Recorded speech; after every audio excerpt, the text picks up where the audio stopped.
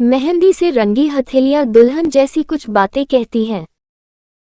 दुनिया के पूर्वी भाग में मेहंदी का उपयोग अक्सर महत्वपूर्ण अवसरों, विशेषकर शादियों का जश्न मनाने के लिए किया जाता है।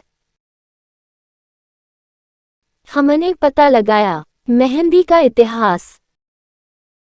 मेहंदी एक झाड़ी है जो अफ्रीका, उत्तरी ऑस्ट्रेलिया और दक्षिणी एशिया के उष्णकटिबंधीय जलवायु में उगती है और इसका उल्लेख कई प्राचीन ग्रंथों में मिलता है। बाइबल में इस जड़ी बूटी को कैम्फायर कहा गया है। मेहंदी संस्कृत शब्द मेहंदिका से ली गई है, जबकि मेहंदी की उत्पत्ति अरबी नाम लॉसोनिया इनमिस हिना से हुई है। मेहंदी के पौधे की पत्तियों में लाल नारंगी अणु लॉसोन होता है, जो त्वचा, बालों और नाखूनों पर अस्थायी रूप से दाग लगाने की क्षमता रखता है। हेयर डाई और टैटू के सौंदर्य की दुनिया में छाप छोड़ने से पहले मेहंदी की पत्तियों को सुखाकर पाउडर बनाया जाता था, पेस्ट में मिलाया जाता था और विभिन्न तकनीकों का उपयोग करके लगाया जाता था। इस पौधे को नील जैसे अन्य पौधों की पत्तियों के साथ मिलाकर विभिन्न रंग प्राप्त किए जा सकते हैं। स्थान और उपलब्धता के आधार पर डिजाइन के रंग और दीर्घायु को बढ़ाने के लिए चाय, कॉफी, लौंग, इमली, नींबू, चीनी और विभिन्न तेलों जैसी विभिन्न सामग्रियों का भी उपयोग किया गया है। कथित तौर पर मेहंदी का उपयोग कम से कम 5000 वर्षों से शारीरिक कला के लिए किया जाता रहा है और इसका प्रवासन और सांस्कृतिक संपर्क का एक लंबा इतिहास है।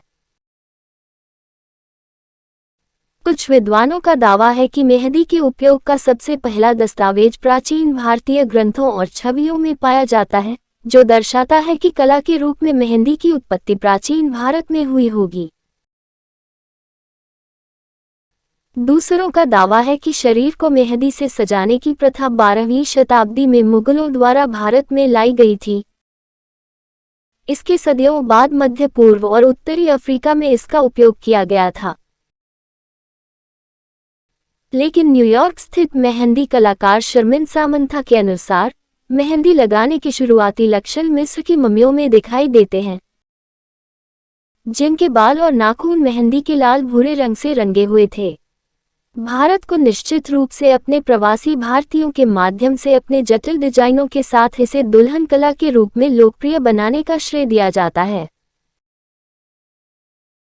मिनेसोटा विश्वविद्यालय से डॉक्टरेट उम्मीदवार नोम सिएना, जो यहूदी मेहंदी अनुष्ठानों पर ब्लॉग करते हैं, का कहना है कि यह साबित करने के लिए सबूत है कि भारत में मेहंदी पैटर्न कम से कम मुगल काल से चले आ रहे हैं।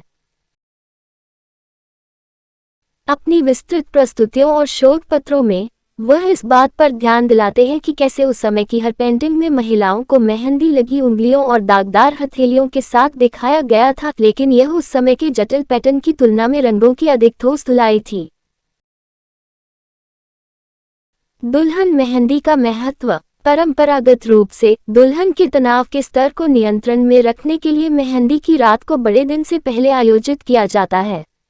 हरी मेहंदी का पेस्ट हाथों और पैरों पर लगाया जाता है, जो दुल्हन की नसों को शांत करने में मदद करने के लिए शरीर में तंत्रिका अंत का स्थान होता है।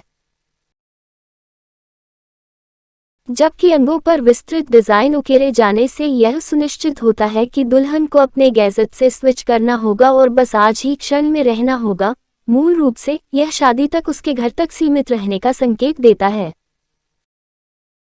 बेशक इसे अंधविश्वास के रूप में खारिज किया जा सकता है, लेकिन इस प्रथा के पीछे का विचार होने वाली दुल्हन को उसके बड़े दिन से पहले सुरक्षित और आराम देना था।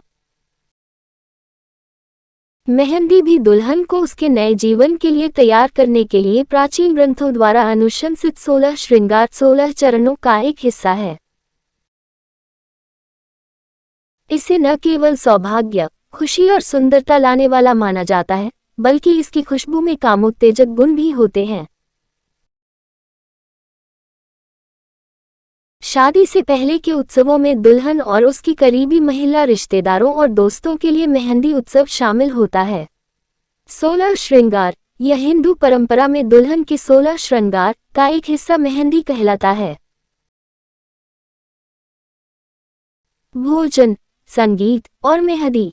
जब आप मेहंदी उत्सव में भाग लेते हैं तो ढेर सारे भोजन, संगीत और नृत्य से भरी एक मजेदार शाम के लिए तैयार हो जाएं।